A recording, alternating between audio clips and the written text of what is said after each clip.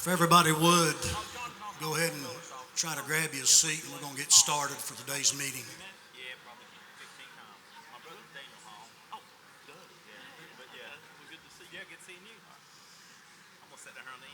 While everyone's getting settled, if you would, check your cell phones, please, and turn your ringers off. Good to see you again. Yes, sir. Good.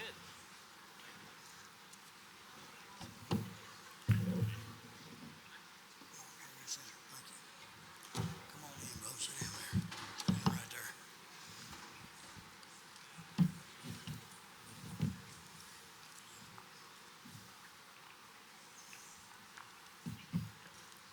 I want to call today's meeting to order, a special meeting here with the County Commission. Honored to have all of our guests and the public that showed up today with their concerns as well over Welch Community Hospital. Housekeeping, in case you haven't made it that far yet, the women's restrooms over on the right and the men is just directly around the hall from that. We apologize for it being so hot, but we made a little joke earlier, said maybe if we'd had all the state folks, we could have sweated them out and maybe got them in the right direction with the heat, Harold, but nonetheless, we're suffering as well. So please bear with us. We'll try to be as efficient as possible in today's meeting, but at the end of the day, the main concern and the only concern we have as a community and elected officials as well as constituents here that's present is the maintenance and maintaining of Welch Community Hospital, in my opinion, on a local level here. That is a dire strait for the citizens here of McDowell County.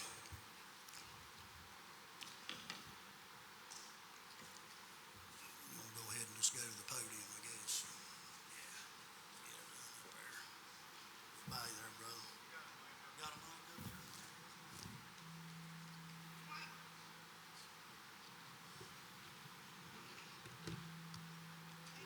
I want to say good evening to everybody. I want to thank you for being here in tonight's meeting. And the purpose of tonight's meeting is a fact-gathering meeting, hearing from our citizens, hearing from our state officials, even on a federal level, to ensure that the maintaining of the Welch Community Hospital, quality health care and services that are provided to the good people here of McDowell County, and not only our county, but the surrounding counties such as Wyoming, as well as Mingo.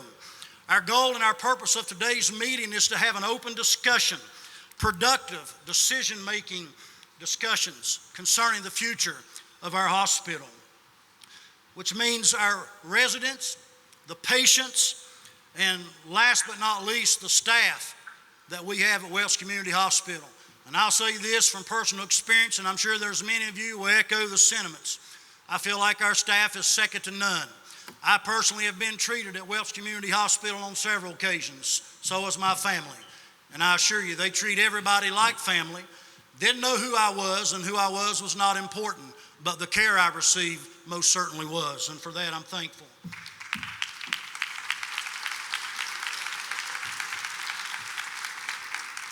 The purpose of us gathering today is to advocate for the good people here of McDowell County. I realize today, even though it's hot in here, a lot of us were a whole lot hotter a week or so ago when we were bombarded with the information that we had.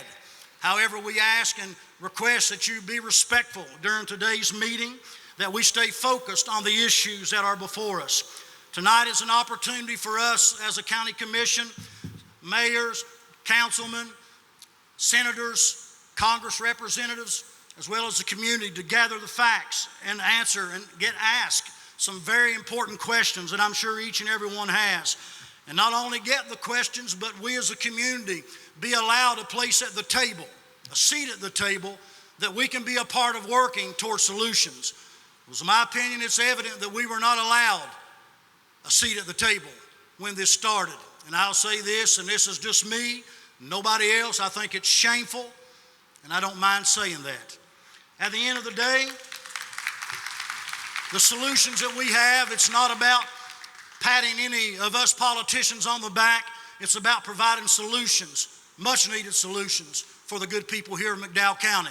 The patients that are treated there, then secondly, and very much so important, is our employees. You do realize that we've got people that's dedicated their entire work life to that hospital, and they deserve answers. They deserve that we stand behind them and with them, and we most certainly will do that.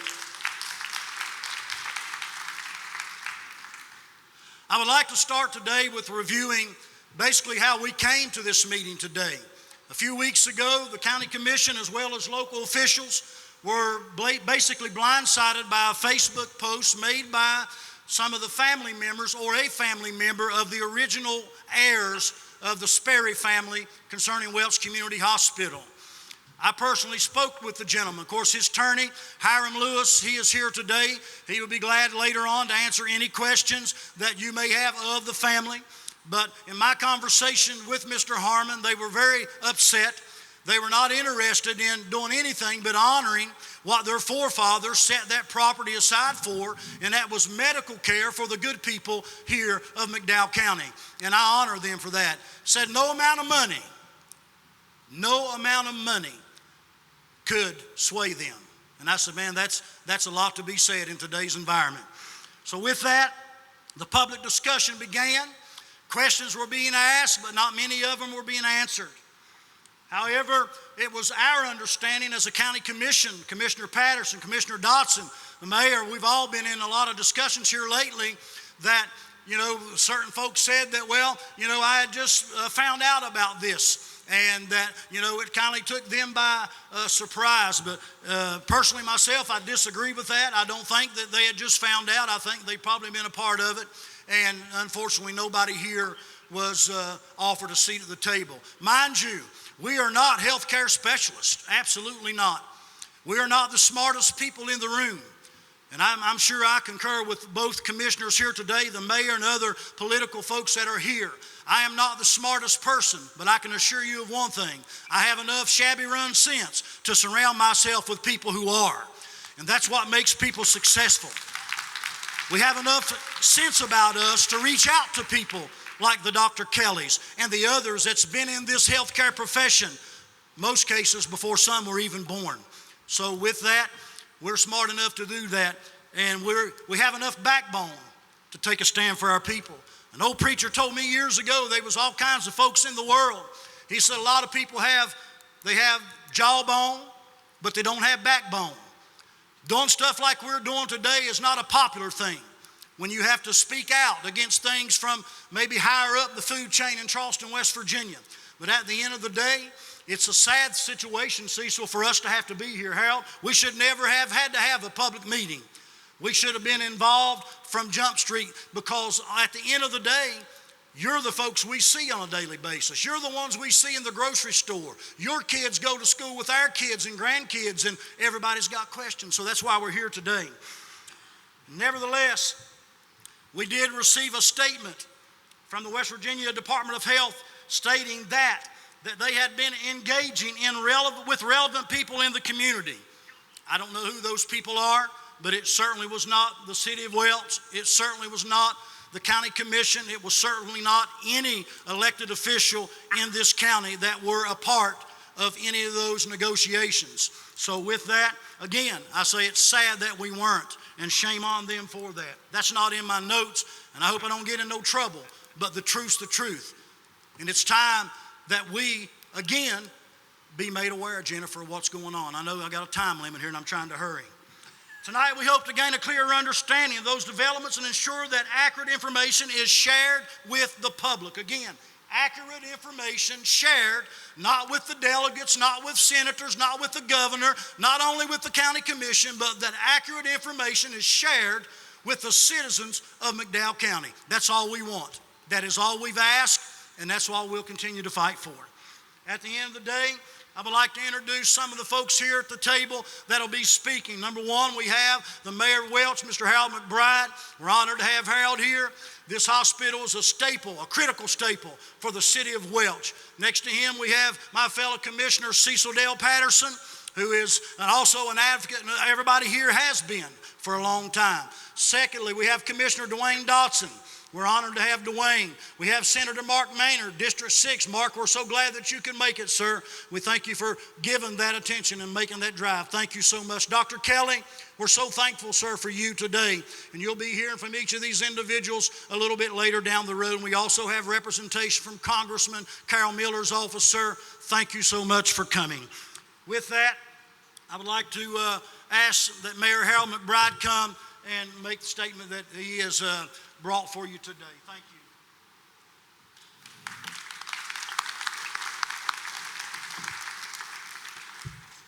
Good evening, everyone. First off, thanks for coming. And my first statement is going to be, and it's not about me, and you'll understand. I get up every morning at 6 o'clock, and I take off, and I don't usually get home 7:30, 8 o'clock at night.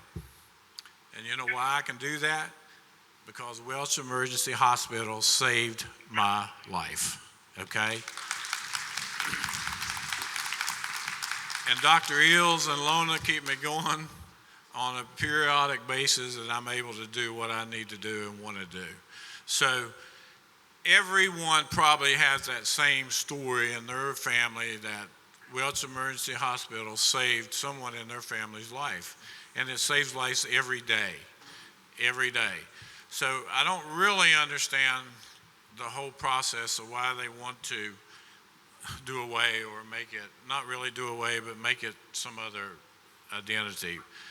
But some of the questions we ought to ask that I don't understand is that hospital is, the federal government reimburses the state of West Virginia $6 million, folks, $6 million a year.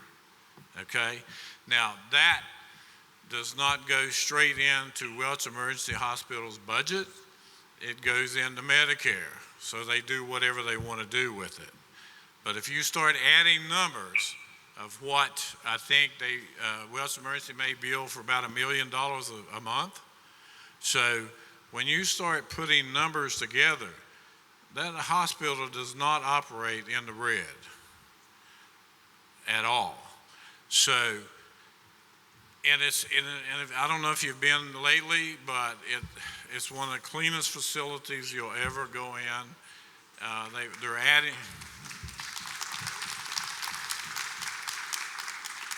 adding on daily to make it better. Some of the new addition that they just put in is just unreal good. So those are some of the questions that we need to ask. Why do you want the state of West Virginia to lose $6 million? It does not make any sense to me. So there has to be some explanation behind that or force that's wanting that to happen, because you do the math, that makes no sense whatsoever. But what we have to do is ask questions, stay together, make this a team effort of everybody. Every person in McDowell County needs to be aware of this, because at some time or another, someone in your family is going to need that hospital. And if it's not there, that's not nice. So again, thank everyone for coming out. Hopefully help you understand that this hospital does not operate every day in the red like we are told. So let's ask these questions and find out why, some good answers. Thank you.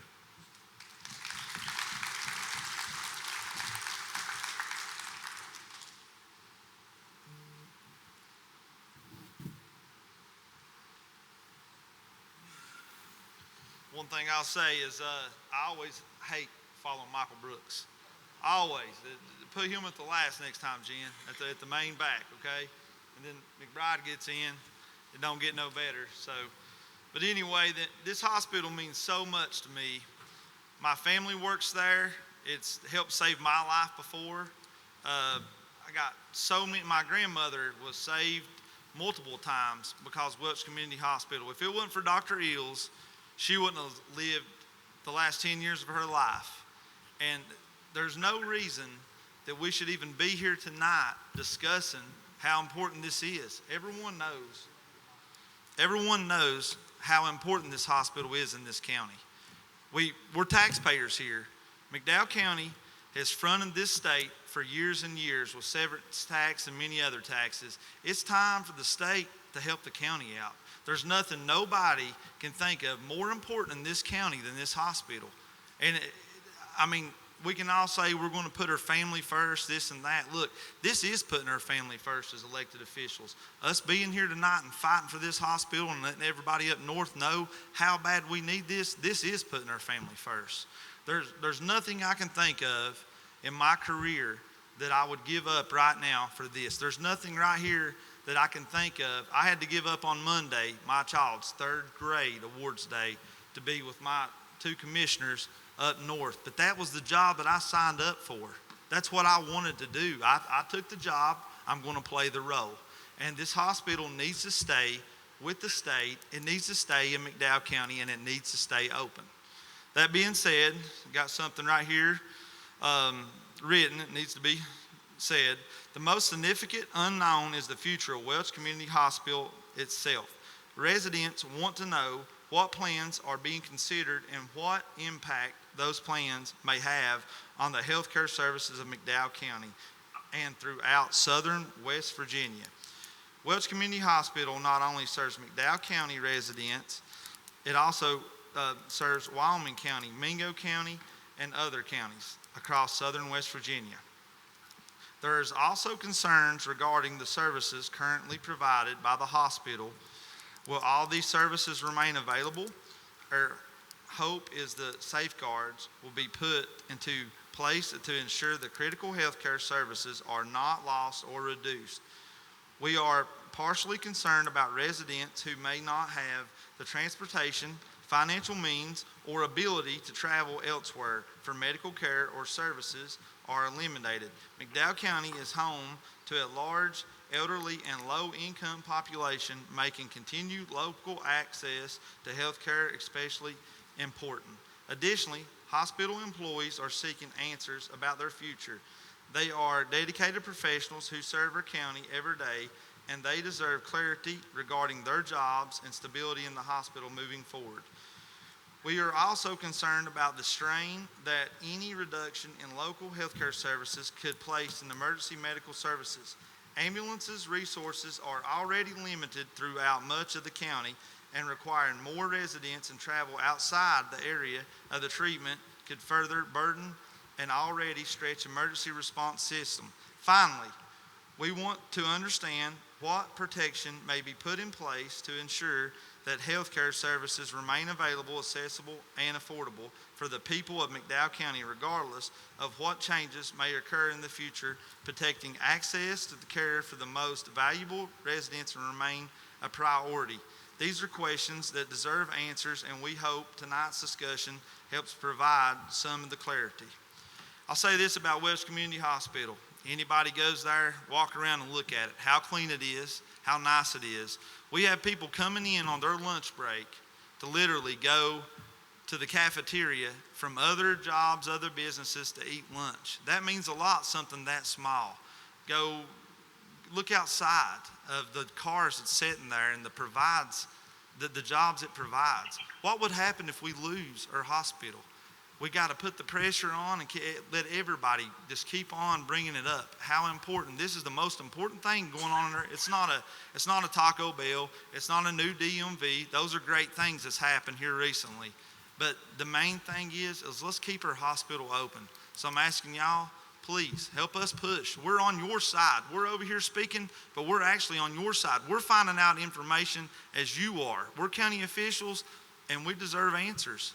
And I'll say, I appreciate Senator Mark Maynard coming here tonight. It takes a lot to come here and try his best to help us save this hospital. So I would really like to thank you, Mark Maynard, for coming out here. It means a lot. It means a lot. Thank y'all.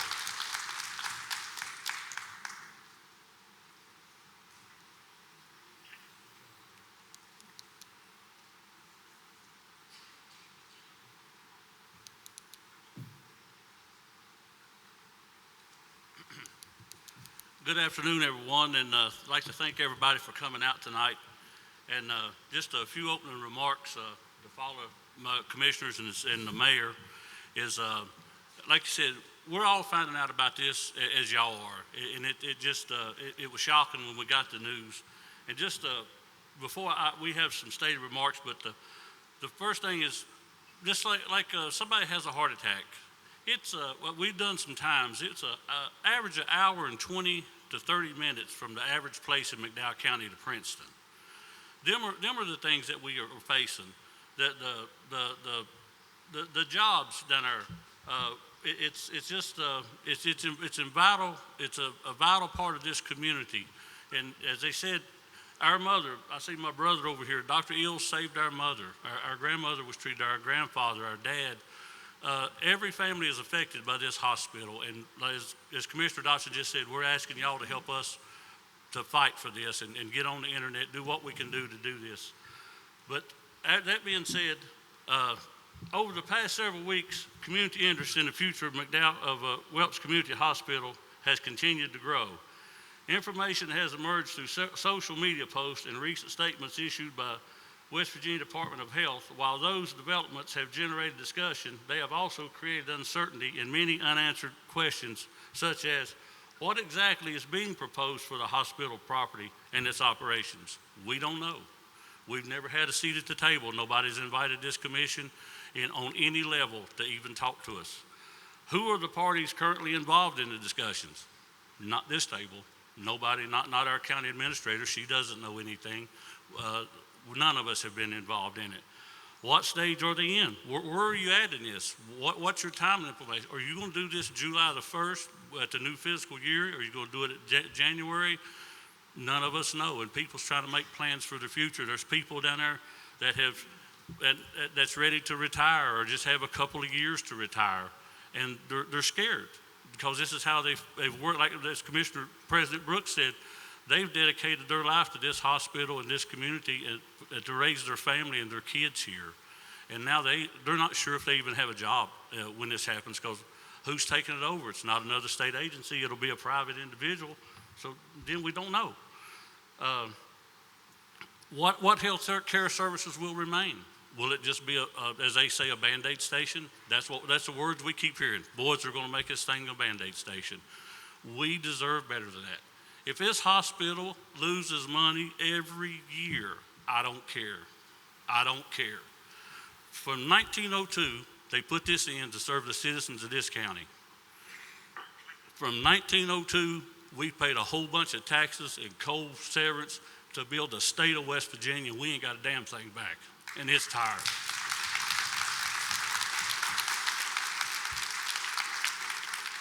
You know, and it's back to what impact will it have on the employees? How many jobs, if they do take it over, will they cut half the jobs, let half of them leave, go to private? You know, then where's everybody's retirements at? Is the state gonna? If you're losing money, most people here is business. Everybody here is a businessman. On some level, this is a business. This right here, this commission is a business. There's nobody, if that hospital's losing $8 million a year, 18, how much, Commissioner? But how much did they say it's losing? Okay, if they say it's losing $17 million a year, they ain't nobody in their right mind wants to take it. Not one person goes, by God, I believe I'll take that. I believe I can handle that. So the state's going to have to supplement it on some level. Well, if you're going to supplement them, just keep it and do it like you're doing it, or go into a partnership with WVU or Marshall or something. You can figure this out. So if the state's going to supplement it, then why not keep it for ourselves?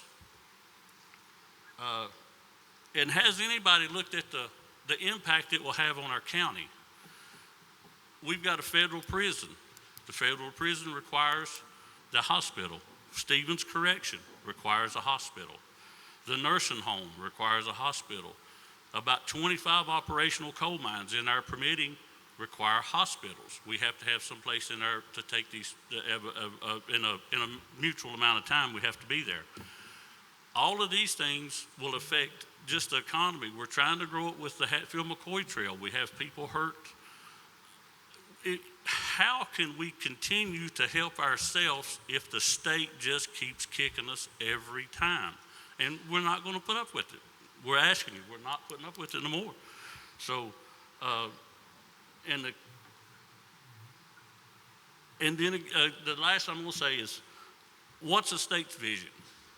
You say you're going to sell it. What is your vision? I mean, we have a vision as commissioners, what we want to do, the mayor. You ask the mayor what he wants for the city of Welch. I bet he can tell you. With Senator sitting over here, he's got a vision or he wouldn't be running for office of what he thinks he wants to do. We all have a vision. What is the state's vision? Have they decided, hey, this is what we want for southern West Virginia from McDowell County? We're asking you to tell us, what is your vision for us? How do you think we're going to survive? How are you going to keep us surviving? With that being said, I'll read the closing remarks. The purpose of tonight's meeting is not to speculate or spread rumors. Instead, it is to bring together state officials, healthcare representatives, and local leaders, hospital employees, and community members in an effort to gather facts and better understand the situation.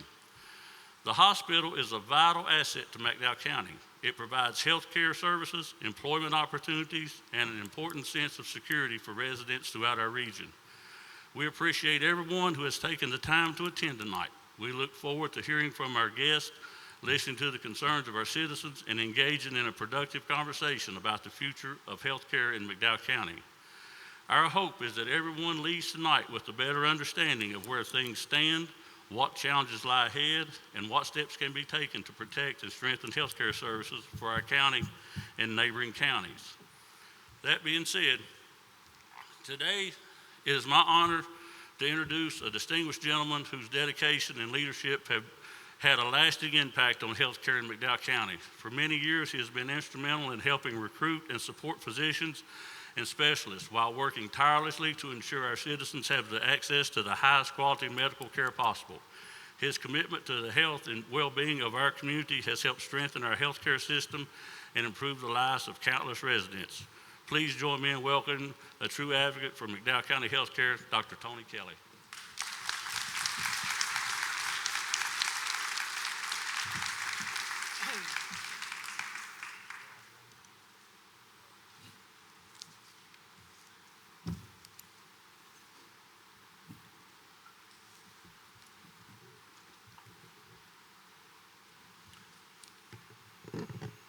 Good evening, everyone, and I'd like to thank the County Commissioners, Mayor McBride, Jennifer for this invitation.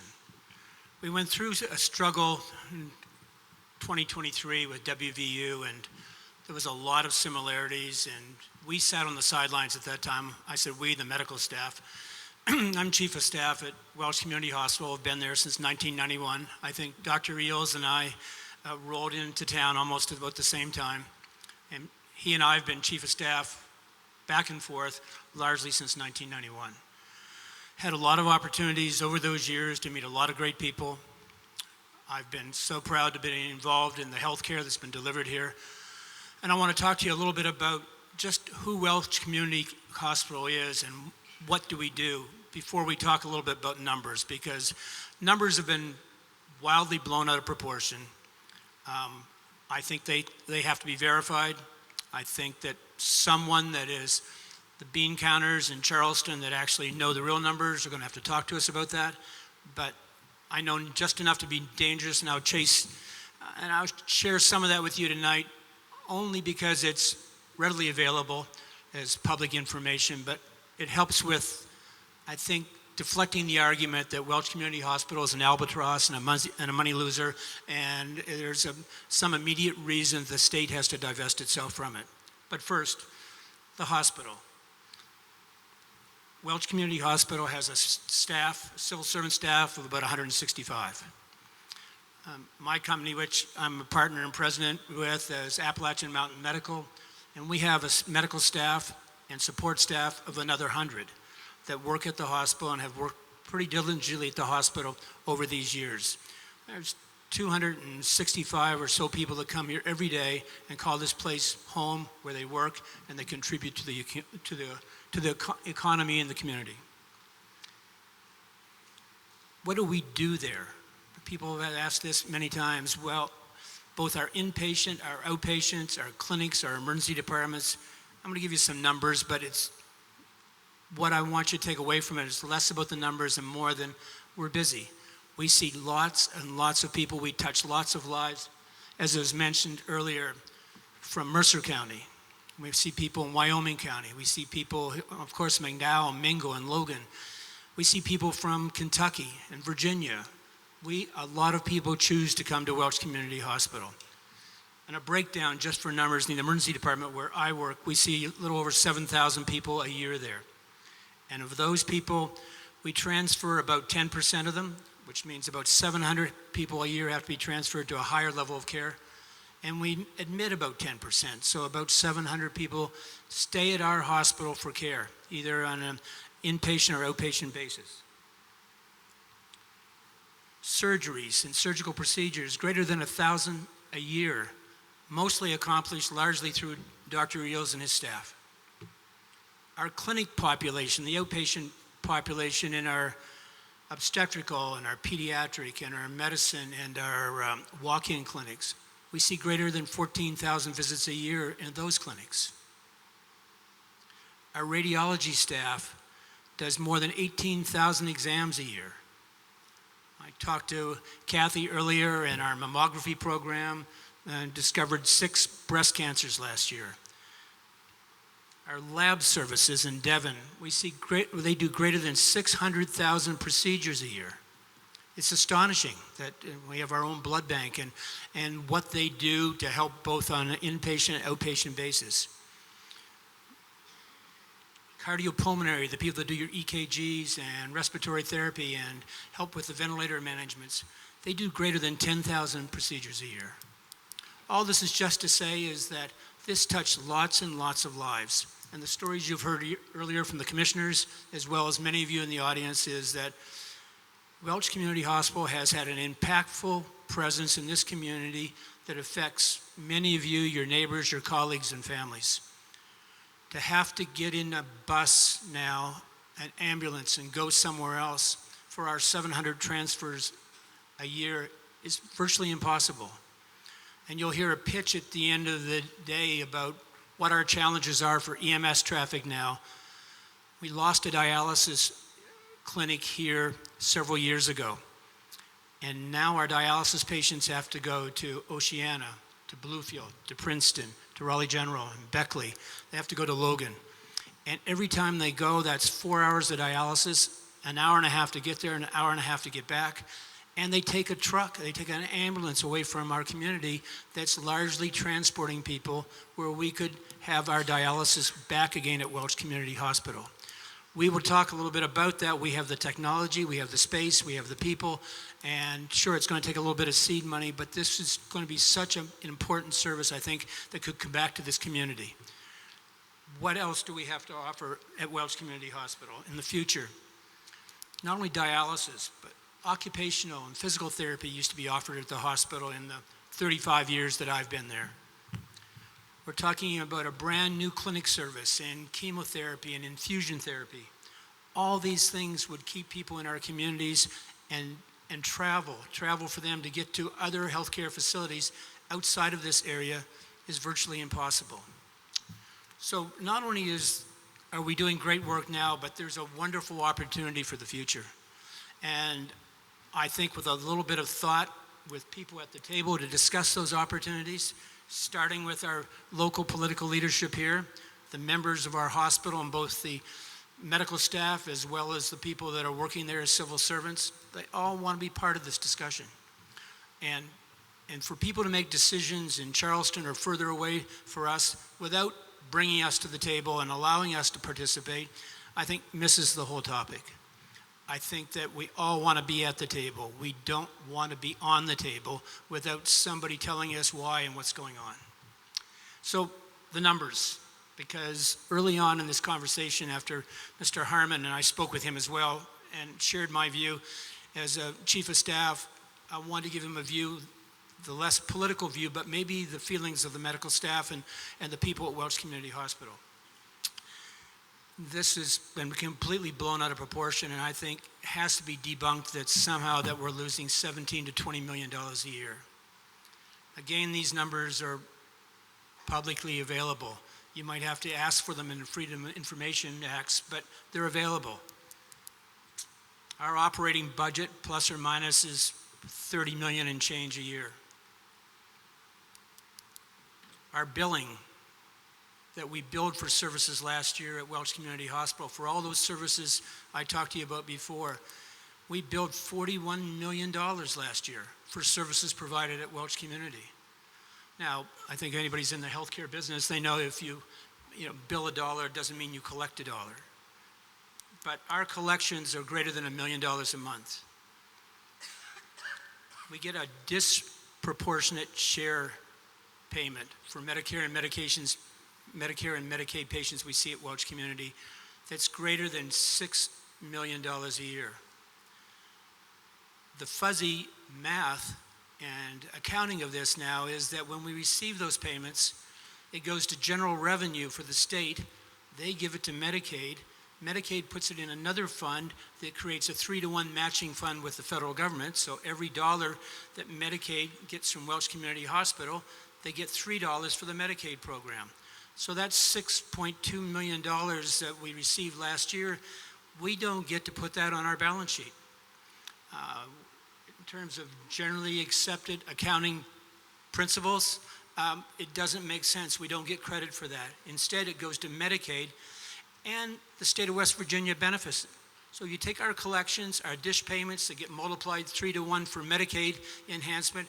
This creates revenue to the state of West Virginia in excess of $35 million a year. Remember I said our operating budget was a little north of 30? We're making the state of West Virginia money, and I won't listen to anyone unless they come and give us a more valid analysis that somehow this is an albatross that's losing you money.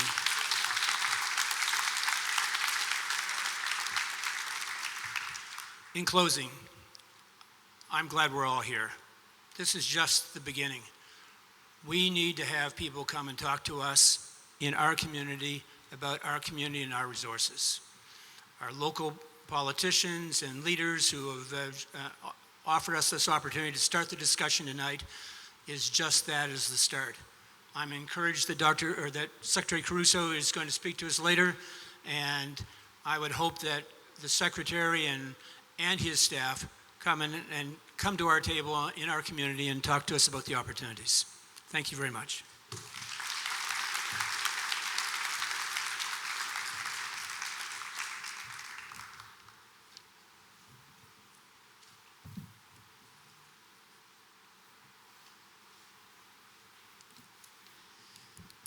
Hey everyone, it's so great to see the crowd here tonight. I'm Mark Maynard, I'm the senator for the 6th District, and I want to first start off by thanking Jennifer Wimmer for letting me know about this, and then Commissioner Dotson for reaching out to me and telling me about the meeting.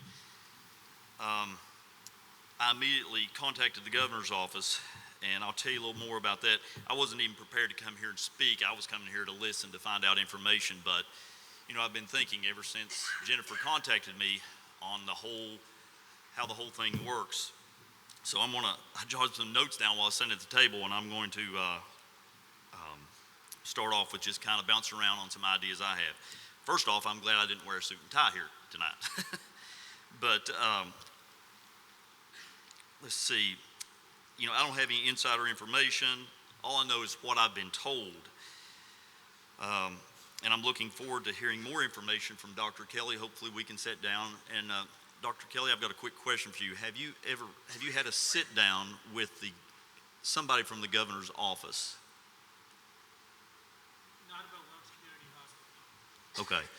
Well, I would like to arrange that somehow, whether through Zoom or whatever, so you can give a little speech like you gave up here, since you know all the facts, figures, and stuff, so we can get some clarity there. So not only do I want to have a sit down with you, but I'd like to get you to the governor's office. I'm merely conduit, I just connect people basically, but over the years I've made some good contacts, and I want to find my way here at the notes. Now, I'm going to say my goal is to keep the status quo, keep it open just the way it is. The state spends $20 billion per year. That's our state budget. Now, Commissioner Patterson mentioned this. What company is going to take something over with a loss without being subsidized? through the grapevine, I heard that WVU was thinking about it.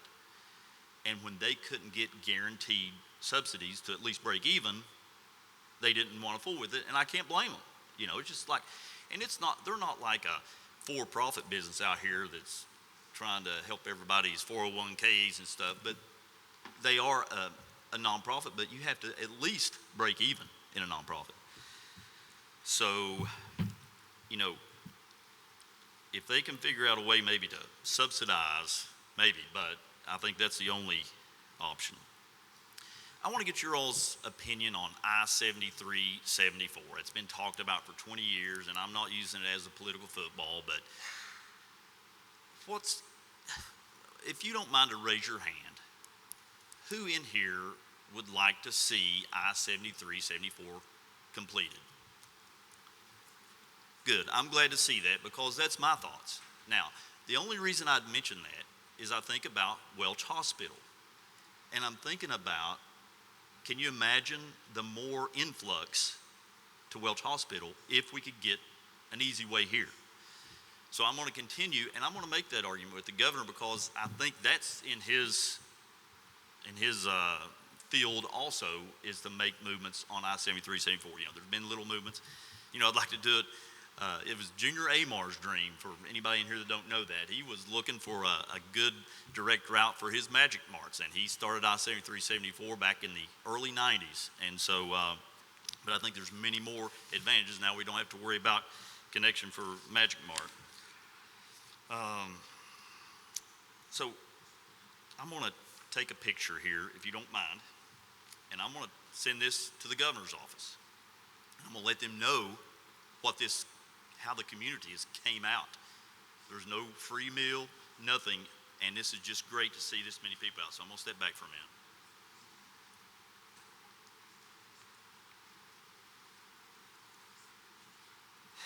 And I plan to report to the governor's office and tell him the information I've heard here, found out, try to set up a meeting. I know him. I know this governor better than the other two governors I've served under. And I know he honestly wants to do the best for West Virginia. And, you know, he's thinking about seeing the profit and losses probably, you know. But I'm going to let him know how much this means to the community. Not only, I mean, how much more important can you get than, you know, protecting human life? I think about EMS services a lot of times. I have to deal with that. And I think, what else is more important? There's nothing more important that I can think of. So I'm going to let the governor know, and we'll go from there. I'll stay in contact with the commissioners. I'm going to exchange information with Dr. Kelly, and I'm so glad to see the representative here, Mr. Hall. Glad he can be here and say a few words, and we're going to need all the help we can get. Maybe the congressman can get some funding, hopefully, you know, to help subsidize whatever it takes.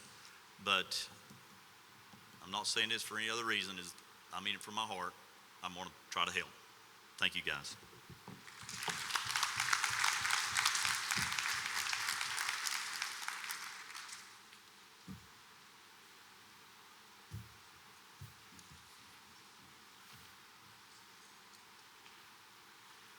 Thank you so much for having me. My name's Jonathan Hall, and I'm with Congresswoman Carol Miller's office. I'm a Southern West Virginian. I'm born and raised in Raleigh County. My grandparents come back from Wyoming County and even all the way back to McDowell County. So I have deep roots here, and I understand the issues. I drove from Beckley just now, come across Bolt Mountain. And if you guys have to go all the way to Beckley or somewhere, I mean that's crazy. But the Congresswoman did send me here today, mainly to listen, to know what was going on. And you know, a lot of the things that we had seen in the news, nobody's contacted us other than people from McDowell County. So a lot of things that we're learning tonight are not things we saw or been told. So it's very interesting to hear, and I will report everything back to the Congresswoman. She did send some brief remarks that I'm going to read on her, and then I'll sit down and listen. But just so you know, on my side, if anybody needs anything, I'll stay here and give you my information. You can contact me. We have an office in Beckley and Charleston both, and you know, we're here to help any way that we can. This is from the words of Congresswoman Miller. As a member of the Ways and Means Subcommittee, I've spent my time in Congress addressing West Virginia's health care needs and traveling throughout my district to understand the key issues affecting our people. In the southern coal fields and the mountainous areas, the main hindrance for quality health care is accessibility. Life-saving care can be summed up in one word: being accessible. For individuals living in the most rural areas, the nearest hospital may not be accessible by winding roads. Although a trip through West Virginia's hills and hollows is beautiful, the results can be hour-long commute to reach much-needed care. The Welch Community Hospital is a critical lifeline for not only McDowell County residents, but neighboring counties. The recent news of a potential sale of this hospital to a private entity has created much questions and concern. My main priority is that the hospital must remain open and the people of McDowell County and the surrounding areas have access to the affordable and quality health care they deserve. Thank you so much. From Congresswoman Carol Miller.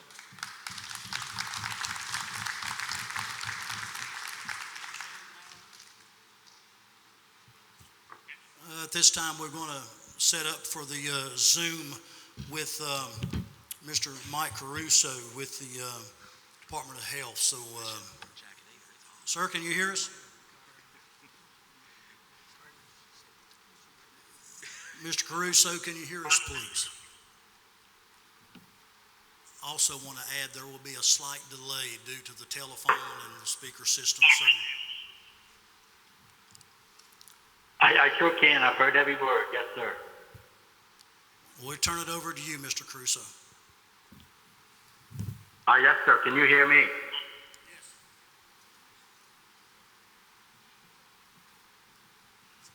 I can hear you, sir. Can you hear me? Yes, sir. We can hear you loud and clear.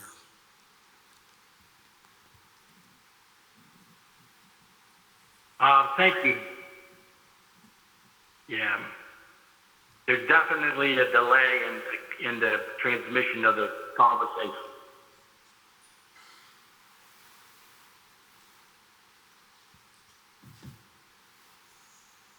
Just 1 second, sir. We're having some technical difficulties.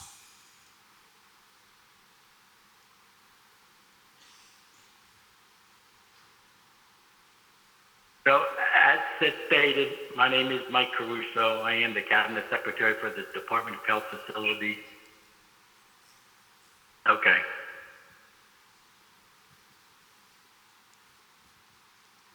Try it now, sir.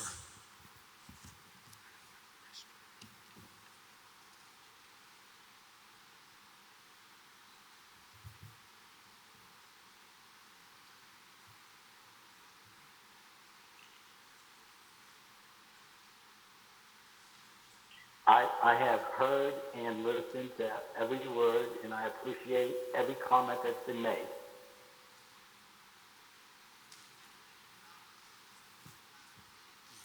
Did that come across?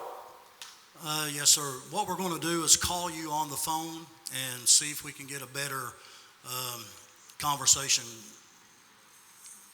on the phone where it won't be a delay.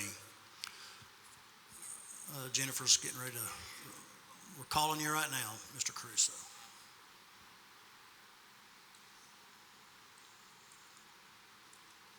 Yes, sir. Okay, that's fine.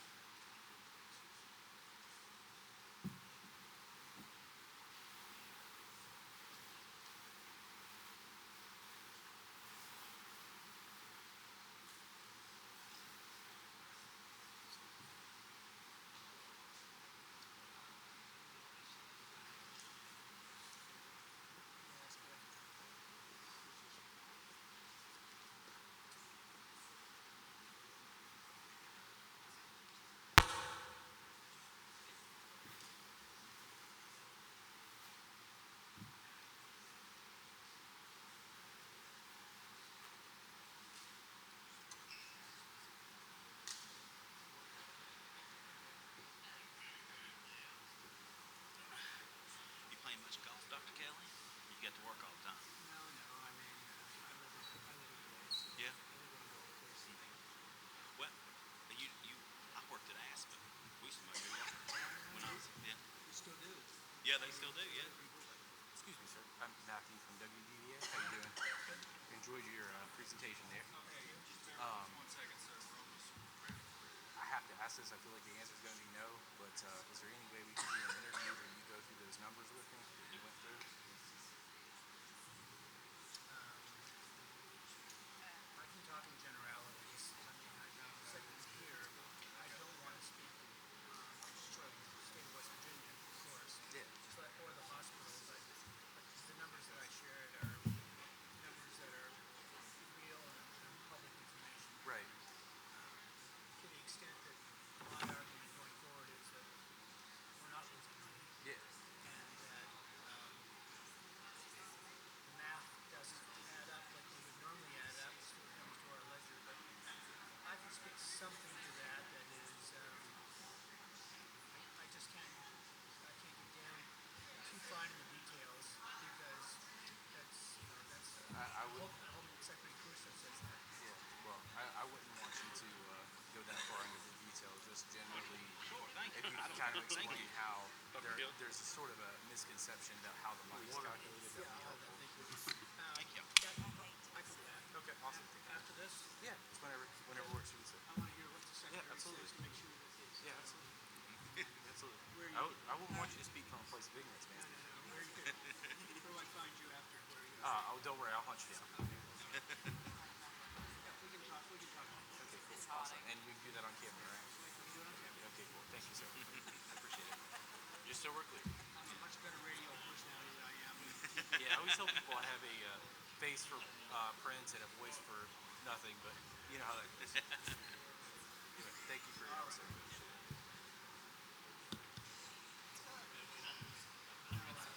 Mike Osborne is, Yeah, Mike's still there. handles my day-to-day work. You know, I was there till, I guess I left in 2006 or 7. I mean, it was a great job out of college. I mean, I loved it.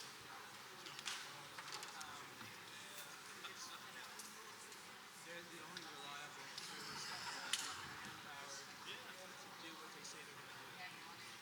It was hard to leave. When I got out of school, and there was any jobs in it, and I was fine to work. I worked. Almost It was hard to there, leave. everybody. I mean, they were good. I made good living and had good benefits. Yeah. Yeah, I still talk to him sometimes.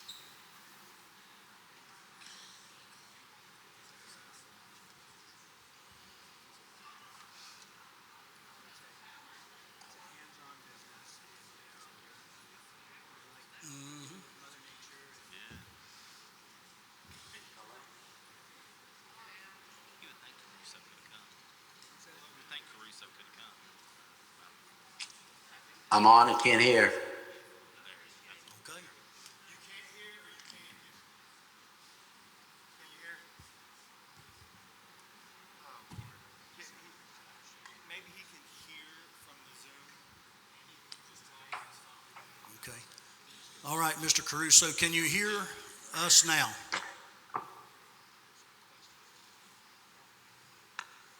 Yeah.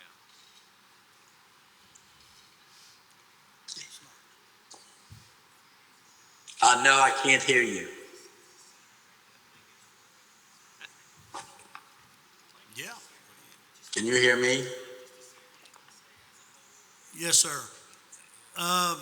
If you would like, just say what you would like to say and make your statement in whole. That way we don't interrupt and have to deal with the delays. And hopefully everything comes across clearly where the audience can hear.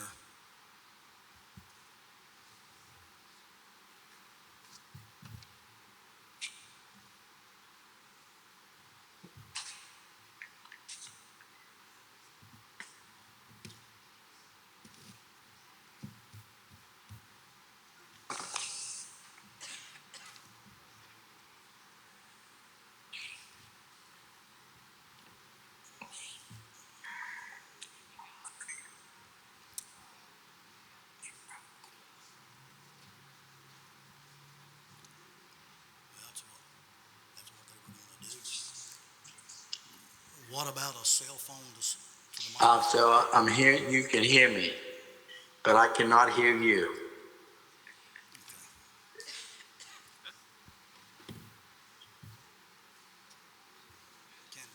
Okay, so, I'm sorry about the interaction here, but again, my name is Mike Caruso. I'm the Secretary of the Department of Health Facilities. I oversee and work with Welch Community Hospital. I hear and heard and listened to everything, and I think that was my objective for tonight. As well, every single comment that was made will be taken into consideration in regards to what we're doing. I do think that we are on the same page. I think we probably could do a better job of communicating and addressing the issue at who's at the table. But I want you to know that our objectives are the same in regards to Welch Community Hospital. We want to continue to improve the services. We want to continue to add services. We want to address the dialysis issue, the transportation issue, and there's opportunities to do so.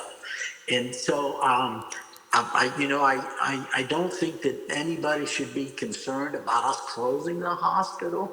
I think more importantly is what we have done is we have just preliminarily started to have conversations with individuals to help potentially make us better than what we are today. We have improved, as was mentioned in the earlier talk. We've added an additional $1 million to the facilities from a construction standpoint, where we're doing the parking lot, we're doing the roofs, we brought over our equipment. We have other infrastructure needs at the facility. There is no question that Dr. Kelly and his team are vital to the community and the hospital and the people that we serve. There is no question. Physician recruitment is a very difficult task, especially in smaller communities, and he has held strong in this community for a long time. So we sincerely appreciate what he and his staff has done. I probably have started this more than anything. I do want to let you know where we are, though. We really have just started communication. So with others to try to determine how do we do it better. And yes, there's some conversations in regards to the financials, but the reality is we can look at that. We think we can do it better than it's currently being done. So I don't think it is a point to argue in regards to what was stated, in regards to what the numbers are or not. That this community hospital is an asset, and we need to preserve it and continue to move forward with it, and that's our objective. So with the frustration and the miscommunication maybe, I do want you to know that we have just preliminary started conversations. And typically we don't really include everybody in those conversations at this point, and it's only because we're not very far along down the road pike with things. Anyway, I'm not getting very, of course, I'm not going to get feedback unless you text me something. But the reality is we want to work with the community. We're very supportive to Welch Community Hospital. And I think we've shown that by the input and the things that we have done. So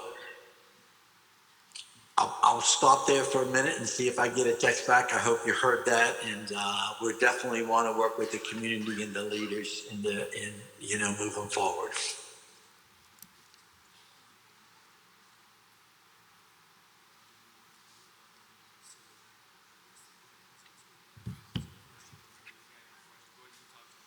Yes, sir. To my knowledge, sir, we don't have any additional questions at this time. We have yet to open up the floor for community questions, which we're getting ready to do. If you'll be available, we can call you after that or leave you on speaker by the monitors here, where you are able to hear what each person may have to say.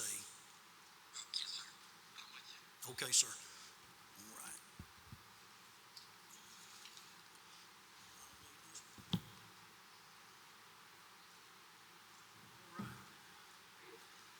All right. Okay, at this juncture of this evening's meeting, we want to open up the floor for public comments and or questions. Of course, in doing so, we want to ask and remind everybody, be civil. I know it's hard. I know a lot of folks are aggravated. Miss Lacey, be nice. I will say this. She was hard on old boy when she taught me in 6th grade. I've got scars. She says she made me to be the man I am today, so I'll acknowledge that. But nonetheless, we want to make sure that everybody has an opportunity to be heard. With that, I know earlier we had stated that Attorney Hiram Lewis was here, AKA Bucky. Are there anything that you would like to say or can say on behalf of the family, how that you, sir, became aware and how that now you're involved in said matter? If you would, you come right, there's a microphone, just speak right there. And Hi, my name is Bucky Lewis. First became aware of this by the same way many of you became aware of it, with a post by Greg Harmon, who is now my client. I've taken this case pro bono, by the way. There's no money in it for me. We may have to ask for some money from you from time to time if we get involved in litigation. Hope to avoid that, but we did get, Greg Harmon got a letter. I'll post it on the Facebook site. I've created a site called Welch Community Hospital Supporters on Facebook. I think we have 180 some members so far. Please join that and share any information that you get, because I'm in the information stage just like you are. From that original post, he sent me a copy of the letter from a law firm in Pittsburgh, of all things, that requested or offered $5,000 for his reversionary interest. His two sisters also received a same letter for their reversionary interest. Fortunately, he was not willing to take the $5,000, and like Commissioner Brooks has said, he's not willing to take any amount of money to jeopardize our one remaining health care lifeline. This hospital has saved many members of my family who have had strokes and been transported there in a timely fashion, that if they would have had to gone to Beckley or Princeton, most likely they wouldn't have made it. There's many of you, there's hundreds of these cases all throughout this county. This hospital was donated 1899 by Jacob J. Sperry, and the Harmons happened to be an heir. In the deed, he left reversionary interest that if the state abandons the hospital or no longer occupies the hospital, that the title to the land would revert back to himself, his heirs, or his assigns. Thank God that Jacob Sperry did that, and thank God that the Harmons are willing to enforce this reversionary interest. Because the only reason a Pittsburgh law firm would contact them to get the reversionary interest and to pay them for the reversionary interest is to sell that land. Exactly. I've found out since that there's at least 5 interested parties, and that the state is not going to be paid by these parties, but they're going to pay these parties. I've also found out that there's politicians that have non-disclosure agreements with some of the interested parties, and that they will not share information regarding the financials, regarding the parties that are involved, and the potential use of this hospital. There could be a data center that wants it because it has unlimited water from Elkhorn Creek. It has an artesian spring that's in the deed. A data center would do nothing but collect your data, okay? Now, a private hospital might get involved, and they might get paid by the state, subsidized to take it over, and then a year or two down the road, lay off all the employees or put their own people in there, or they could close the place altogether. And then it's out of the hands of the state, just like the nursing homes.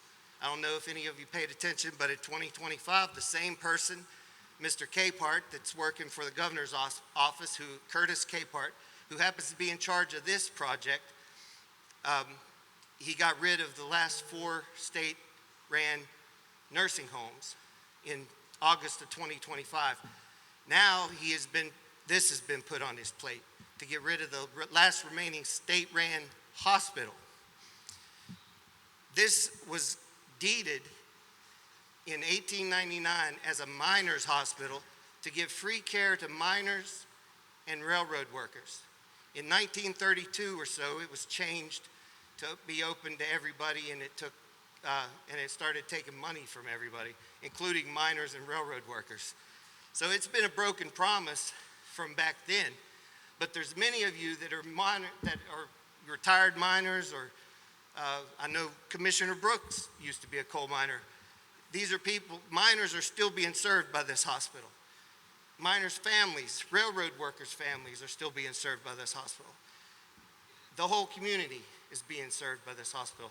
Mr. Caruso and his, I think instead of hiring a Pittsburgh law firm to get the reversionary interest, they need to hire a PR firm, because he specifically said, and I apologize, I'm trying not to offend anybody, trying not to get mad about it, but I want full transparency. I want to know who's behind the scenes doing this and jeopardizing this hospital. And I mean, they could sell it tomorrow, but Mr. Caruso said he's talked to all the relevant people. I don't know anybody up here that's been talked to. I don't know anybody up here that has an NDA agreement with these 5 different potential buyers.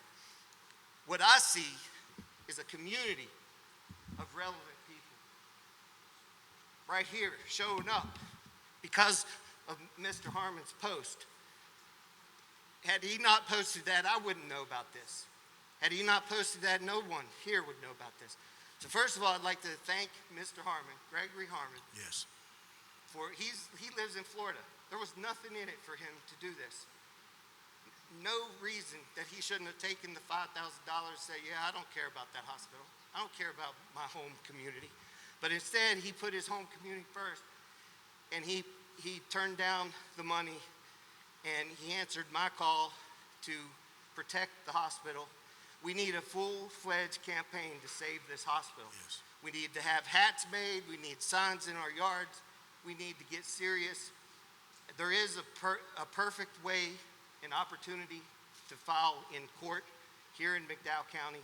Hopefully it doesn't come to that, but I believe it's been 7 days since I made my response letter, and we haven't received any information in response to that. Not from Mr. Caruso, who got a copy, not from Mr. Capehart, not from the Pittsburgh law firm, not from the governor's office. No one has contacted us. And I want them to know that there are a lot of relevant people that have not been talked to, that have not been told what's going to happen to their healthcare facility. There may be some other heirs out there. If you are an heir, if you got one of these letters, please contact us, because it would be very important to have a united front on this. Right now, the Harmons are united in their willing to go to litigation. There is a charitable trust statute that can be used to stop them from selling it and put a judge over top of the decision to sell it. Right now, we've been told that the governor believes, even though this hospital was founded in 1899 by an act of the legislature that donated or that established 3 miners' hospitals in 3 different parts of the state to serve miners and railroad workers. This was the first one. This was Miners Hospital number 1. There was also one in Fayette County, Raleigh County area, and there was one set up for Marion County. This is the last remaining one, and it's our job to save it. As I said before, it's a lifeline, and it has saved countless lives here in this county. But if you do receive one of these letters for reversionary interest, because we haven't identified all the heirs, please contact my office, and hopefully you would join us in the potential litigation. There's what's called a cypress action under a charitable trust statute that can put the case here in the county, and it can force them to disclose, and eventually they would have to get any sale approved by a judge. And if it came down to that, to where the state absolutely has to wash their hands of the hospital, and they do get somebody that would be interested in taking it over, what we would ask is that the reversionary interest stay the same but be adjusted to where if they ever stop practicing as a hospital or acute care center in this county, then the property would revert back to the heirs, and then we could possibly have to run our own hospital. But hopefully, like I said, none of it, hopefully if we do our job, if a groundswell of support, if we vote with more than 11% of our population, and we start contacting our legislature and participating in the political process, hopefully we can save the hospital and keep it like it is and improve the services in the future. Thank you. Thank you. Give him a hand. Thank you, sir. All right, at this time, we want to open up the floor. We're going to take a few comments. Want to be mindful. We'll try to hold it at about 2 minutes. But prior to that, I think this gentleman here asked if he could speak. Sir, you come on up, state your name, and then when you finish, then we'll go back to the... Thank you, Commissioner Brooks. Let's just have a nice hand for these commissioners for their commitment, putting up this meeting for everybody, for their leadership. Thank you, gentlemen. We appreciate you. My name is Wyatt Lilly, and I am running for West Virginia State Senate District 6, your district. I just said that I'm a candidate, so don't tune me out. I'm here because I'm your neighbor, and I really do care. One of the reasons I'm running is because I believe that government is here to serve the people. I'll say that again. Government is here to serve the people. So if that means that you serve the people by building the road, you build the road. If that means that you serve the people by running schools, you provide the schools. And if that means you serve the people by running the hospital, you run the hospital.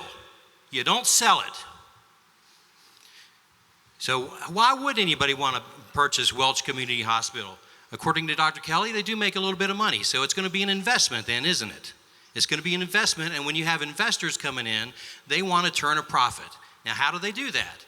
Well, they run it as a business, a for-profit business. They try to limit the outflow, which is the staff. They're going to cut your pay if you're part of the staff. They're going to cut benefits. They are not going to reinvest. They're going to have deferred maintenance. You know how the lawn is always perfectly trimmed out in front of Welch Community Hospital? That's not going to be the case. They are going to buy it at a discount, and after about 3 years, they're going to have their initial investment paid for. And then it's going to be up to them to return the investment to their investors. That's their duty to their investors, not to the community of Welch. And that's just the way it is. So after it's all paid for, then they're really going to put the squeeze on. They're going to squeeze every nickel they can, cut services, cut staff, cut pay, and really just run it into the ground, get every nickel they can out of it. And that's just the way it operates. That's just the way investments are. All right? So that's what we're faced with. And after that, it's going to be just another vacant building here in McDowell County. Just another vacant building to go along with all the schools, all the businesses, the abandoned homes. Is that what we want? We're going to have to be louder than this. Is that what we want? Are you tired of being ignored? Are you tired of being forgotten? Are you tired of being exploited? Absolutely. Well, what can we do here tonight? We can send a message. The fact that you're here sitting quietly, that's great, but it's time to get loud.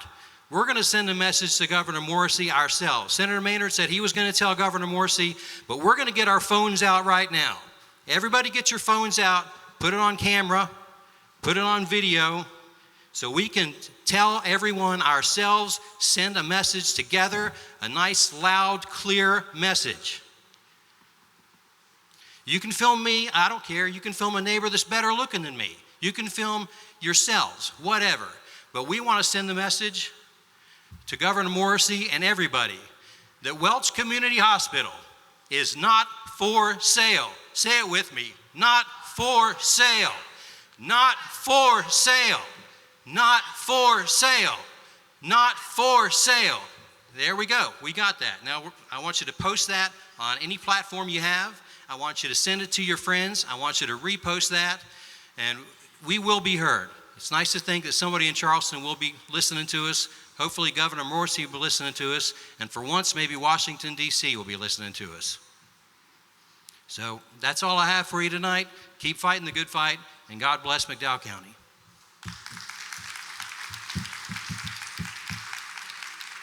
All right, anybody would like to come and speak, Mr. Hampton? We have Mr. Jimmy Hampton from Rotherfield, West Virginia.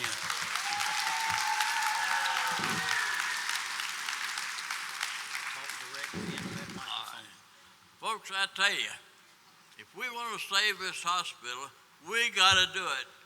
We can't depend on Charleston. They've ignored us long enough. We got to do it. We got to put the fire on them. That's all.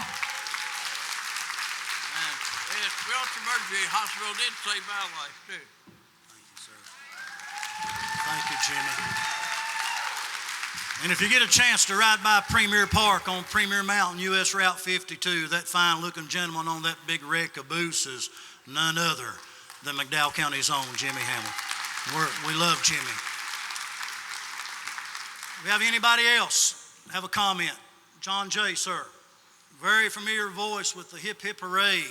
No school today. Talk directly, John, you know. Is school still in? It's in, sir. Oh my gosh, I'll take the day off tomorrow. I'm gonna turn around this way. These guys have stolen all my thunder, so Mike, give me more than 4 minutes. I might need it. They all came with pre-prepared statements, and I don't have a piece of paper in my hands. I'll tell you all a little story here, but first of all, I think all these speakers up here have covered everything that I possibly could have said. And Bucky took the words, my last words, and I'm glad he explained it as a lawyer. If this hospital closes, it reverts back to the heirs. That's the bottom line, is what he was telling you. You do not want that to happen. So therefore, unfortunately, with this gray hair, you all know that I'm a little bit older than 39. There was, and I'm going to take this back, and maybe some of you remember and some of you don't, might not be old enough. Before I get to that, Interstate 73, 74 needs to be completed. 4 lanes, not 2.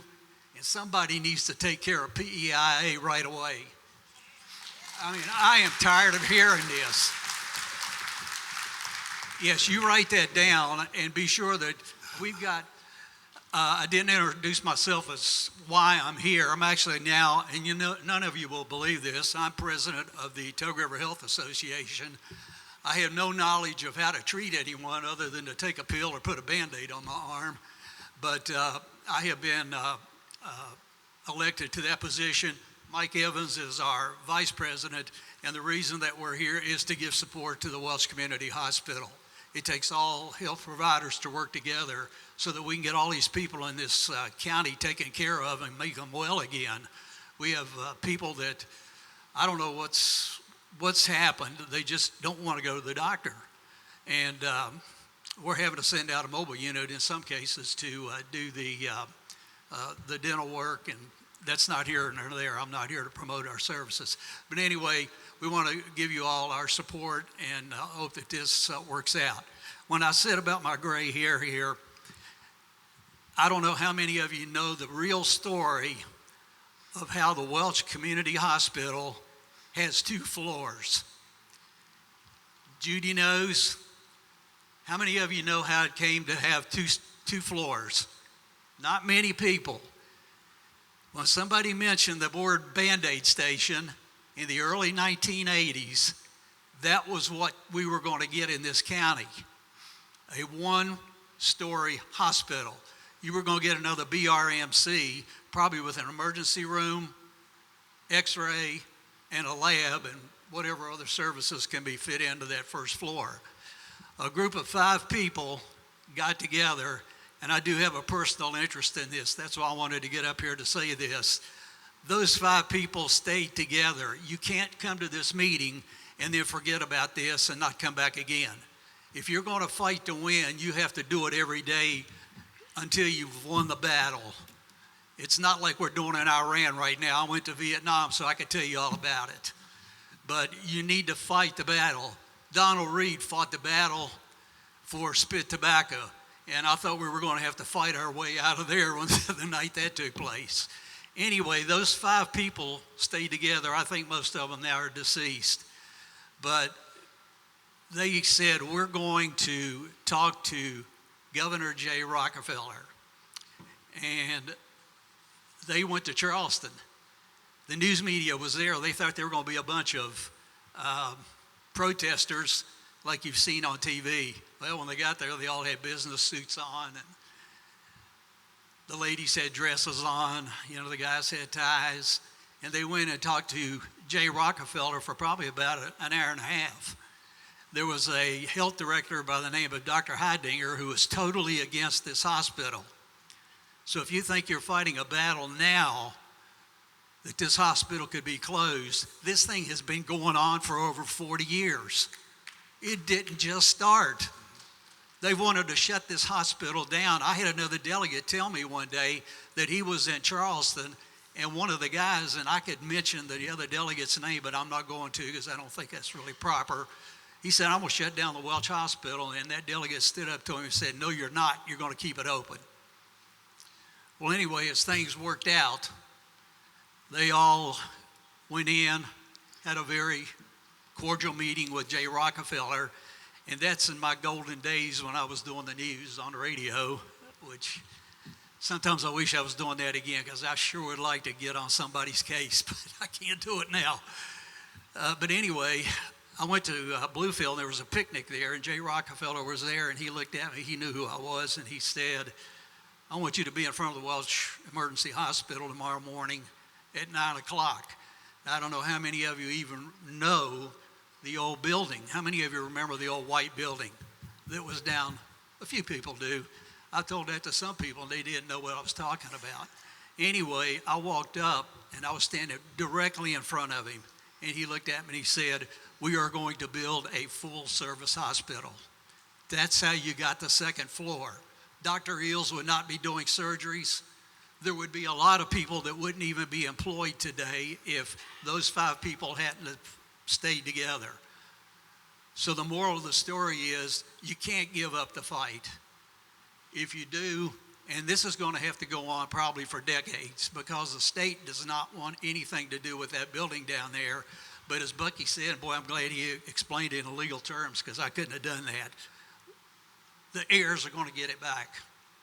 And I don't think they really want it.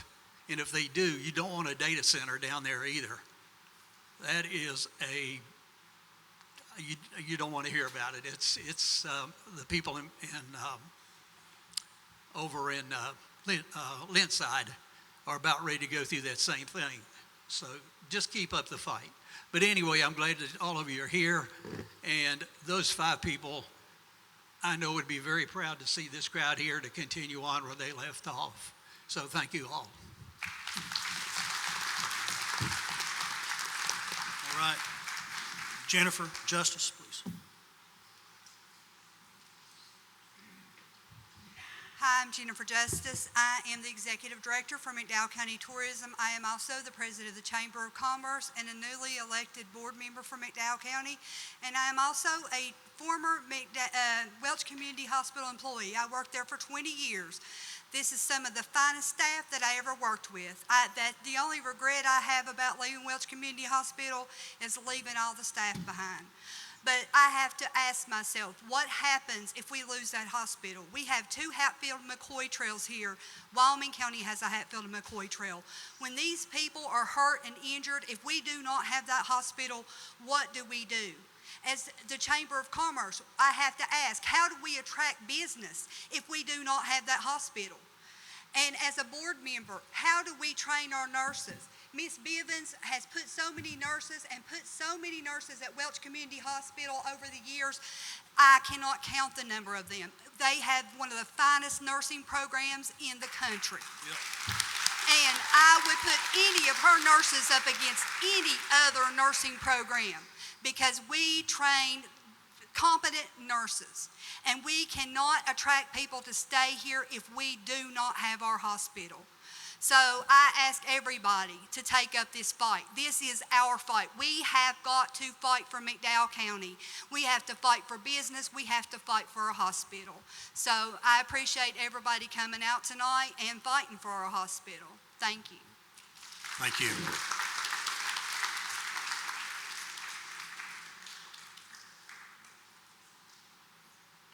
Come on up.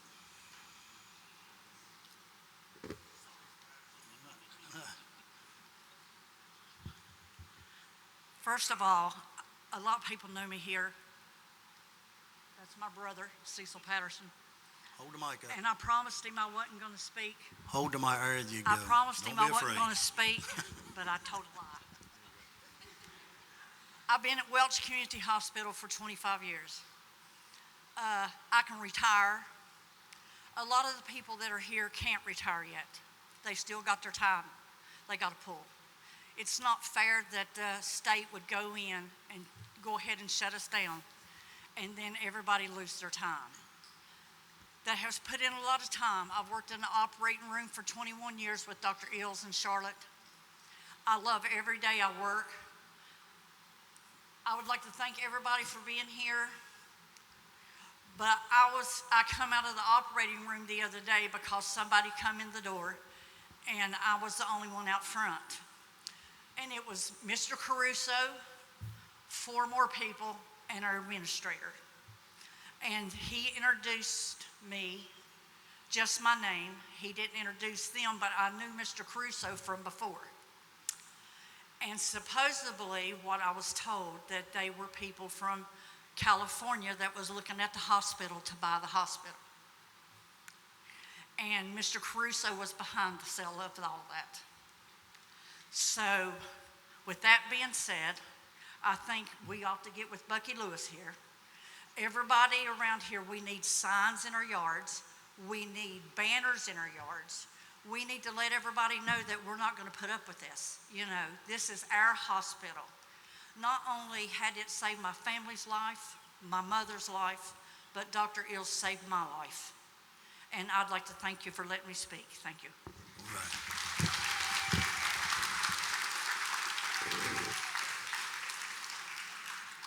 Do we have anyone else? Melissa?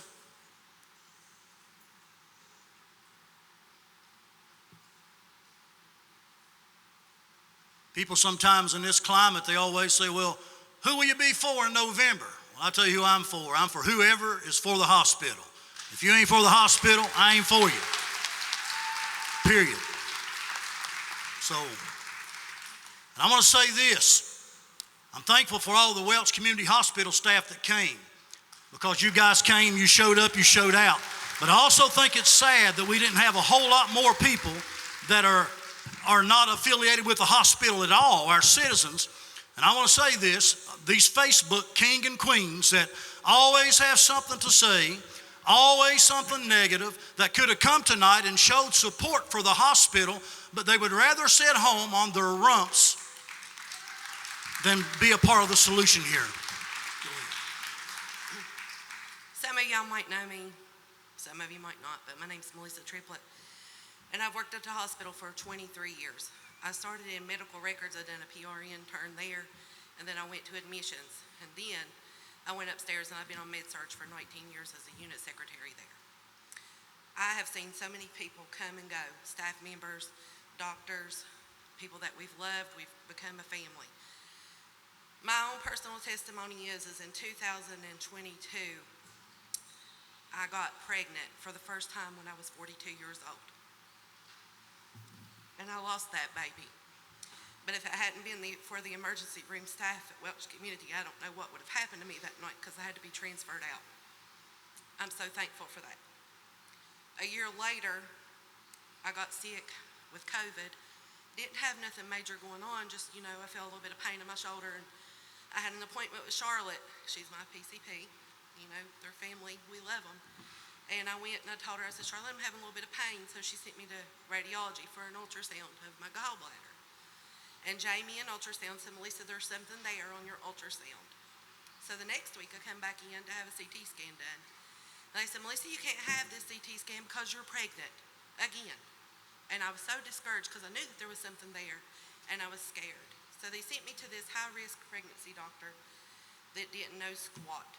I lost that baby, and they put me through so much during that time that I ended up having to come back to the OB department at Welch and get finalized treatment there. So during that time with my CT scan, after that, Dr. Ills calls me and he says, Melissa, can you come over here? And I said, yeah. So I go in his office and he says, I want you to look on this scan. He said, you have pancreatic cancer. And I was like, I didn't really understand. I mean, I understood, but it didn't absorb. And I was like, are you sure? And he said, yeah, I'm certain. So he sent me to John Hopkins. Now this is where I'm going to tell you about our little hospital here. I went to John Hopkins, scared to death, went down there and had all these tests. And when you walk in that place, you don't talk to people, you talk to machines. That's what you talk to. You go and you register yourself in. There's no registration people at the front desk. And the people that they do have talk to you so coldly that you have no idea what you're supposed to do and you're already scared. So I go and I do all this testing there and they send me home, we'll be in contact. I'm like, you wait a month. Then they call back and they say, it's not on your pancreas, but it is in there and we're going to do treatments on you. So I went through 6 rounds of chemo, very strong chemo, lost all my hair, and I went out of work. So when I went out of work for that 6 months, Dr. Hill said, Melissa, I need you to stay out for a year. I come back in 6 months because I was determined I wasn't going to leave my staff members shorthanded. But let me tell you what this hospital done for me. They took up donations within that facility. $1,300 cash come to me, and then another $1,000 check. And then time here, time there donated because I was out of work. That's a community. That's not just a hospital. This is a family. We are a community. Not only that, we had these people that I come up there that day and everybody gathered around the flagpole. There was like 60 people out there. There's pictures on my Facebook if nobody believes that, but there is. They gathered around me and they had prayer with me, and that's the number one thing that is so important here. I have seen so many people come in that hospital. I'm there 4 days a week, 10-hour shifts. I hardly ever miss work. But when I'm there, these patients come out and they say, this is the best hospital. We've been to hospitals all around. You're talking about ATV riders that don't have medical care. When they come here, they're in these wrecks and they're admitted to the hospital. We can't believe we've got such good care. Everybody's been so nice to us. They've been so friendly. What are we going to do if we lose that? Now, also, I'm going to tell you one more thing, how imperative it is that we need ambulance care in this county. I am a unit secretary, and I will tell you that 9 times out of 10, we have to wait hours for a transportation on an ambulance. And that's just upstairs. That's not including downstairs. I told one of the girls I worked with the other day, I said, this place sounds like MASH or whatever it was called, back in the day when you hear helicopters, because you don't have transportation to get these people out of here. Now, what happens if you close this hospital down? These people that are living down in a holler down in Bradshaw or living up in a holler down in Davie that can't get to the hospital. I know a person that waited 45 minutes in Welch for an ambulance. They ended up driving themselves. You have somebody that's bigger like me fall out on the floor and you can't get them up. What are you going to do? You don't have any ambulance care. Then if you do get an ambulance and it closes down, then you have to travel an hour and 30 minutes to get care. You're dead. So it is very important that we keep what we have here. And I am thankful for every person that came out tonight, and I'm thankful for that hospital. I'm thankful for our administrator because, we had a meeting last week and he spoke very good. So I'm thankful for him and I'm thankful for everybody that's there. And I love y'all. Yes.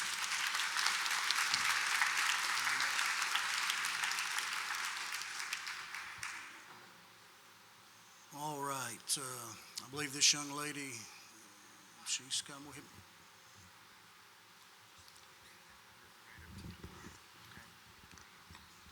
For those of you who don't know me, Commissioner Brooks, I am Miss Lacey. I'm Gwendolyn Lacey, and he was my student in 6th grade. But I'm not here to talk about Michael. I'm here to talk about this hospital. My mother was one of those people who went to Charleston to help fight for that hospital in the 80s. I'm here tonight to fight for this hospital. Both of my parents passed away in that hospital. They could not have gotten better care anywhere else. A few years ago, my sister had a stroke. She didn't realize she was having a stroke. They treated her and they sent her to Charleston immediately. That's the kind of people that we have at that hospital. If you don't know what's going on out there, wait till you have an emergency and you have to travel an hour and a half or 2 hours to get to a doctor. Don't allow this to happen to us, people. Stand up for your rights. We are not second-class citizens. We are McDowell Countyans, and we need to do what's right for us. We need that hospital. We need that hospital. So I'm asking and encouraging encouraging all of you. In the words of John Jay, we've got to stick together and we've got to fight. We cannot just come tonight and forget about it. We have to continue this fight. If it means going to Charleston, we go to Charleston. If it means going to Washington, then we need to head to Washington. We can go everywhere else. We can go to Myrtle Beach, even though I've never been. But that's a favorite place for a lot of people. We can go to Florida, to Disney World. We better go to Washington if we need to. Thank you. Thank you, Miss Lacey. I tried to be good. We have Mr. Baker, and then we have one more, and then we'll conclude with public comments. Go ahead, sir. Thank you, Commissioner. I'll be short. My name is Sam Baker. I'm not only have proud roots here in McDowell County, I'm extraordinarily proud of my roots here in McDowell County. These people have been kicked around so long, so often, they've done with so little that if they're given a fair opportunity, these people will be walking on the streets of gold. And that is, I sincerely believe that. I'm going to ask a question. WVVA, get ready to record this. How many here, how many in this room, either yourself, your friends, or close family member have been treated at the hospital? Look at that. I won't ask who has it, but there's not many. Now let's take it a step further. I'm old enough to remember when our population was approaching 100,000 here in McDowell County. We're down to 18,000 right now. If this hospital closes, how many here will contemplate moving to a municipality, a community that offers public health care? And I think the answer is a lot, several. So if that happens and our population continues to decline, it's not only a death sentence to our, literal death sentence to our citizens here, it's a death sentence to our investments. It's a death sentence to our infrastructure, to our tax base. And many of you know that I have the Big Four Motel under rehabilitation right now. I've got a lot of money tied up in it. Do you think I would have done that had I known that this was pending action? Absolutely not. Is anyone else going to do that coming forward, knowing that we stand a chance of losing our only health care facility in the county? Probably not. So folks, it's a fight worth fighting. And I'm frankly furious that it's even under consideration. This county kept America's lights on for 80 years. We've been kicked around long enough. It's time for the state and America to pay us back, even if it comes at a loss. So thank you very much. Thank you. All right, last one. Miss Jordan, please come. Hi, everyone. I'm Caitlin Jordan. Some of you may know me like Gwen Lacey. I also was her student not that long ago, but you can obviously see that anybody she teaches has quite a passion for everything. So I want to thank you for setting me straight when I was little. But I just want to thank not only Miss Lacey for being here, but everybody for being here. And I apologize, I am going to take a little more than 2 minutes. Okay. But I just wrote down basically some of the consensus that everybody is coming to. I'm running for House of Delegates here for, McDowell County. From some of the very public comments, the staff is second to none. It's more than just a hospital. It's a community. No amount of money can sway the Harmon family. The quote-unquote, some people knew and some people didn't. But everybody standing here obviously knew about the same time as everyone else. I personally have had family who have obviously worked there. My aunts and my family members And obviously, they have saved a lot of my family's lives, or even just like just regular visits, just like for colds and stuff like that. And just like everybody else says, if we lose this hospital, it's an hour of travel if it's gone. We already travel an hour for groceries and stuff like that, and it's not even emergency. So imagine what that's going to be like if we do lose the hospital. Like with these road closures or like weather or anything, because going to Pineville, if you're from here, you know that if it's bad weather, that's usually one of the first roads that shuts down first. And it's very dangerous to go through there anyway. 1 second. So I also agree that the interstate should have already been done. I love hearing from everyone else, and I obviously, if you can't tell, I am 20 years old, and so there's a lot of people who have been in this healthcare system for longer than I have been born. And I have the utmost respect to Dr. Kelly and everyone here.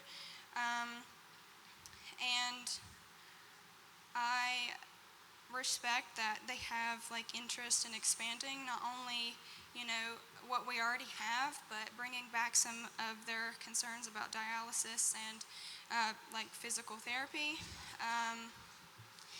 But one of the things I do want to say is that I know that there was some comments from Mike Caruso about not including our community like in the preliminary discussions, and I think that if they truly realize how much of a staple it is for everyone, I think we should have been the first ones to ask, not the last. Absolutely. And I think that I have every respect for everyone here, and for especially the Harmon family, who are trying their best to make the right decision with the terrible things that was dealt to them. And let me see here. And I wrote some things about tourism down with Miss Justice over here when she was talking about, if people get injured and what that looks like for our revenue. And I think in one of my other speeches, I said tourism is one of the biggest opportunities that we have for incoming revenue. And I think that if we end up stopping or having the hospital closed, that's not even going to be a possibility, because not only will it affect a lot of people in tourism, just like everybody else said, the federal hospital, some of the nursing homes, and I think the greatest impact that it could have is, shutting down. And I think that is such a testament of how they respect us, and everybody, including Bucky here, is wanting like a campaign, and like you want to take it to Washington and stuff like that. I'm here to tell you that there already is a campaign on it, and you're looking at her. And I think that if you guys want to rally behind me, and I support every single one of you. The state just needs to keep it in their ownership, and the last thing that anybody wants is for it to go into like a private ownership. I just want to thank again for everybody being here and having this opportunity. So if you want to continue the good fight, just like I do, there is somebody to rally behind in November. So it'll be Caitlin Jordan on the ballot. Thank you, guys. Our last one will be Miss Beverly Finney. She has worked there for many moons. She's retired and enjoying it now. Miss Finney. Yes. Hello, everybody.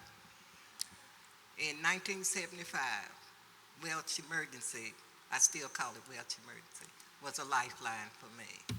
A single mother, freshly divorced, looking for a job, didn't know anything, but they hired me. I worked for 45 years. It was an excellent place to work, met all kind of people, all kind of doctors, everybody. I want to keep it as a lifeline. I'm praying that all of you will join us in prayer, most of all, to keep it as a lifeline for McDowell County. Yes. Thank you. Thank you. All right. Is Mr. Caruso still on the phone? Okay, Mr. Caruso, anything that closing remarks that you would like to make, sir? Just a few points. I want to reiterate there is no intent to close the hospital. I'm not sure how that message got out, but there's no intent to close the hospital. The second thing is that we are evaluating options to try to improve the services that are being provided down there that many of you have talked about. And I have listened to every single word and have heard everything that everyone has stated this evening. That's what I have, sir. Good deal. Thank you, sir. And with that, we are hopeful that with and in light of everything that has transpired in the last few weeks, that the governor's office would be as transparent as possible with the citizens of McDowell County. We deserve that. Our people deserve that. And we're asking that there be no more secrecy. And at the end of the day, there's been a lot of secrecy, sir, that has went on. There's been a lot of backroom meetings. That's what the old timers used to call them. But none of us here knew anything other than maybe a few people that, of course, they deny that fact. But when it's proven that they knew about it, they're going to be put on blast. And our county is going to know exactly who was involved in all of these meetings.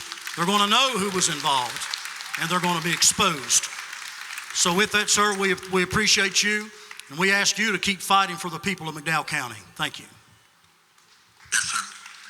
All right, as we conclude tonight's meeting, I want to thank each and every one of our elected officials that came. We have some that's in the audience. See Magistrate Mark Shelton. I seen the judge over there, Miss Francine. County clerk was over there. Just folks all over. And if I miss you, it's out of ignorance. It's not out of intention. I assure you that. With that, I want to thank the mayor, Commissioner Patterson, also Dwayne, Mr. Maynard, Dr. Kelly, Mr. Hall, sir. Thank you for coming and being a part of this discussion. And as I close tonight, I want to encourage you, let's continue to fight. And I'll be honest with you, social media, when I was looking on social media, I seen all these people, they were really mad. But they weren't mad enough to get out of their house today to come to a meeting. They're going to do this. Listen, we've got to get beyond talking. We've got to get beyond talking. And we tell people all the time, and I know there's folks out there, I'm not their cup of tea. Hey, that's fine. That's why you have primaries. That's why you have general elections. But at the end of the day, we as a commission, we're going to continue to work. We're going to continue to fight. We're going to continue to do our part. At the end of the day, you've got to be involved. If you're not going to be involved and make it to the ballot box, you will never make a difference in your community. Cussing people out on Facebook, talking junk about the county commission on Facebook, or whoever you talk about or they talk about, it's not going to make a difference. Making a difference is going to be getting up and going to the ballot box and voting for people that are going to hold public meetings and not private meetings. Folks, I'm going to tell you, back in the Old Testament, there was a story of a man by the name of Moses. I ain't as old as Moses, but as we close, Moses talked to a couple young men by the name of Joshua and Caleb. He enlisted them too because he trusted them. And however, there were 10 more that they sent out, wanted them to go and spy out the land. They wanted them to bring back a report as if maybe this place was worth it.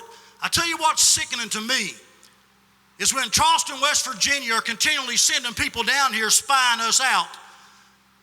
And they'll listen to the 10 that says we're not worth it.